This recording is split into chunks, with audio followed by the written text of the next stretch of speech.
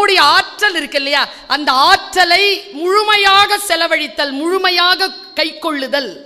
புத்தி இருக்குல்ல, அந்த புத்தியை எப்படி வச்சிருக்கிறதுன்னு சொல்றேன். பல பல நாட்களை, என் ஆயுளில் சில காலங்களை கடந்து வந்த அனுபவ ரீதியில் இதை நான் சொல்கிறேன். இங்க ஃப்ரீயா இருங்க, மற்றதெல்லாம் வந்து சேரும். இங்க விட்டு விடுதலை ஆகணும். இங்க பிடிச்சிட்டு இருக்கோம் எதையோ. இதை எப்படி விட்டு விடுதலையாவது பாருங்க. ஒரு பிச்சைக்காரர் இருந்திருக்கான். ஒரு போன ராஜா என்ன பண்ணியிருக்காரு, அந்த பிச்சைக்காரனுக்கு ஒரு செப்பு காசு டொப்புன்னு எடுத்து போட்டார் பாருங்க. அவன் கேட்ச் பிடிச்சான், கையில் வரல காசு, சாக்கடையில் போய் விழுந்துருச்சு. சட்டுன்னு சாக்கடையில் கை போட்டான் பாருங்க, ராஜாக்கு ஒரு மாதிரி ஆயிடுச்சு. ஏய் கை போடாத, கை போடாத, சாரி சாரி, நான் தான் தப்பாக போட்டேன், இந்தா வெள்ளி காசு வச்சுக்கோ. வெள்ளி காசு வாங்கிக்கிட்டு மறுபடியும் செப்பு காசு தூக்கி சேத்துல கை போட்டான். ராஜாவுக்கு இன்னும் வருத்தம், இன்னும் அவன் புத்தி மாறலையே, இந்த ஒரு தங்க காசு வச்சுக்கோ, அதை விட்டுடு. வாங்கி வச்சுக்கிட்ட மறுபடியும் கை போட்டான். தங்க முடிப்பு கொடுத்தான் ராஜா, இந்தா இனிமேல் சாக்கடையில் கை போடக்கூடாது, ஓகேவா? தங்க முடிப்பை வாங்கி வச்சுக்கிட்டு மறுபடியும் சாக்கடை கிட்ட போனான் கை. ராஜாவுக்கு கோவம், டேய் என்ன செஞ்சா நீ அந்த சாக்கடையில் கை போடுறத நிறுத்துவ? உனக்கு என் ராஜ்யத்துல பாதி தரண்டா. இந்த சாக்கடை பகுதி அதில் வருமான்னு கேட்டான்.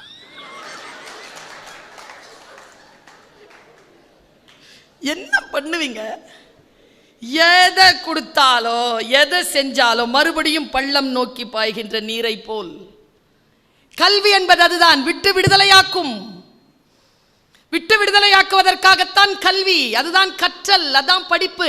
மனிதனுக்கும் மிருகத்திற்கும் இருக்கக்கூடிய வித்தியாசமே, மிருகம் கற்றுக்கொண்டு பிறக்கிறது, மனிதன் பிறந்த பிறகு கற்றுக்கொள்கிறான். நான் இதை சில புக் ஃபேரில் சொல்கிறேன். ஒரு டிஓ இருக்கிறார் மேடம், சிவகாசியில் சந்தித்தேன் அவரை, ஜான்னு பேர்.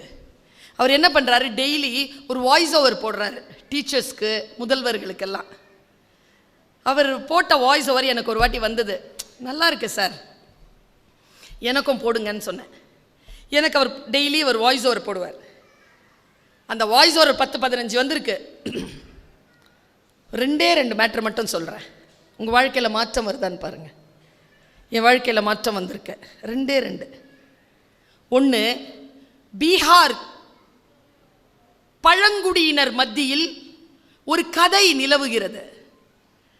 நம் பாட்டிமார்கள் எல்லாம் நமக்கு கதை சொன்னார்கள் தெரியுமா? அழகான கதைகள்ங்க. வாழ்க்கையில் சொல்லி விளங்க முடியாத பல விஷயங்களை கதைகள் மூலமாக விளக்கினார்கள். எனக்கு தெரிஞ்ச ஒரு பாட்டி கதை இருக்குது, திருட்டு நரி கதை. ஞாபகம் இருக்கா? வாளருந்த நரி. எத்தனை பேருக்கு ஞாபகம் இருக்கு? இல்லை, யாருக்கும் இல்லை. ஞாபகம் இருக்கா சார்? ஞாபகம் இருக்கா சார்? பாருங்க, ஒரு நரி எப்போ பார்த்தாலும் போய் திருடி வருமா. குடியானவன் பார்த்துக்கிட்டே இருந்திருக்கான். என்னடா இந்த நரி இப்படி திருடுன்னு சொல்லிட்டு ஒரு நாள் வாழை வெட்டிட்டான்.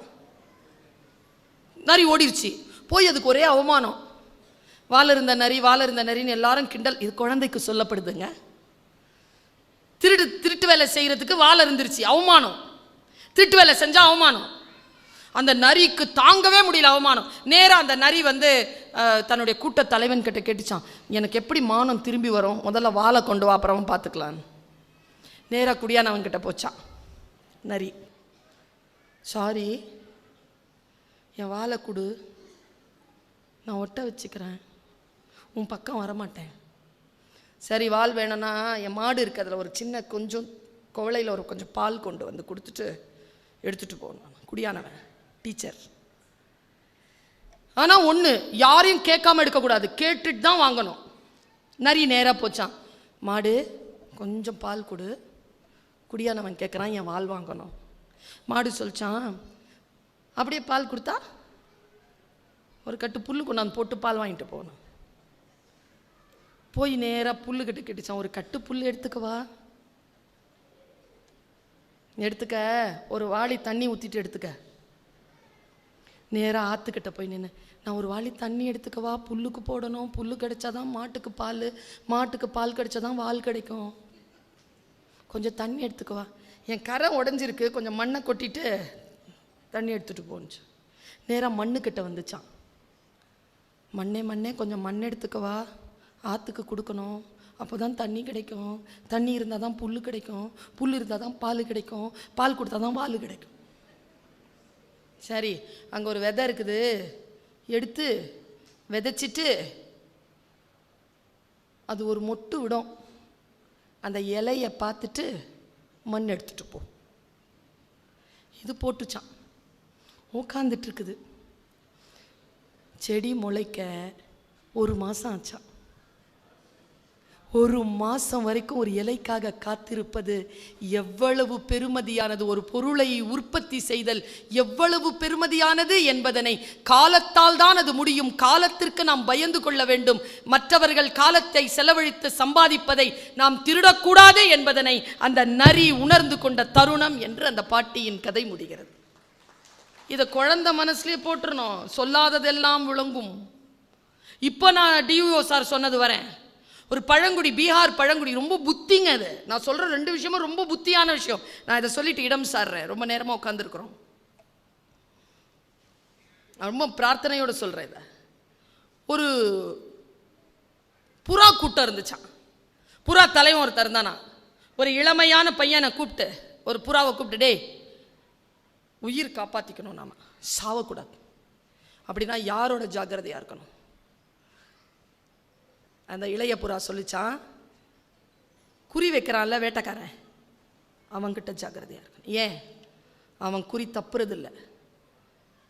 நாம் ரொம்ப ஜாக்கிரதையாக இருந்தால் தான் நம்ம விலக முடியும். ஓ, அவங்க அம்மாட்ட கேட்டுச்சான், சரியா சொல்லுதா அந்த புறா? சரியா சொல்லுது சார். இல்லை, தப்பா சொல்லி கொடுத்துருக்க. என்ன தப்பா சொல்லி கொடுத்துட்டேன்?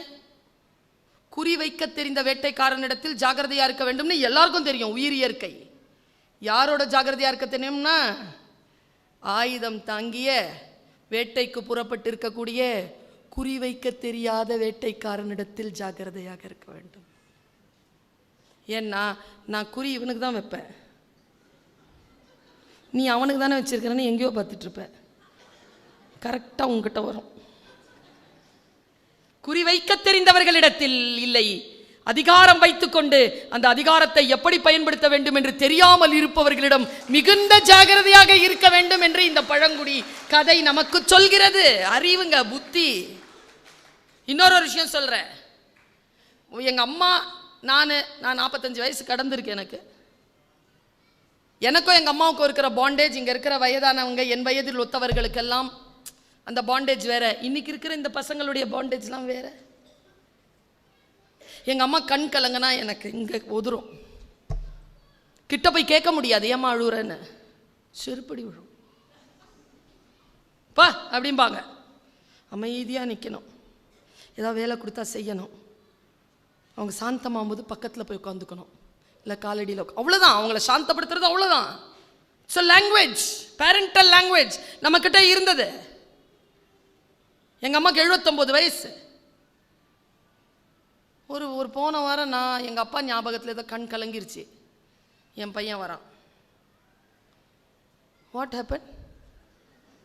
நல்லா தானே இருந்த காலையில், அழுற ஐயா, என்ன சொல்லு அம்மாட்ட.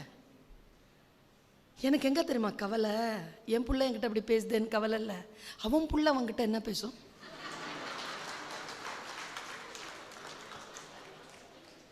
இந்த பெரியவங்களெல்லாம் பார்க்கும்போது மனசால சொல்கிறேன், கடவுளுக்கு சாட்சியாக சொல்கிறேன், மிஸ் பண்ணக்கூடாதுங்க பெரியவங்களை.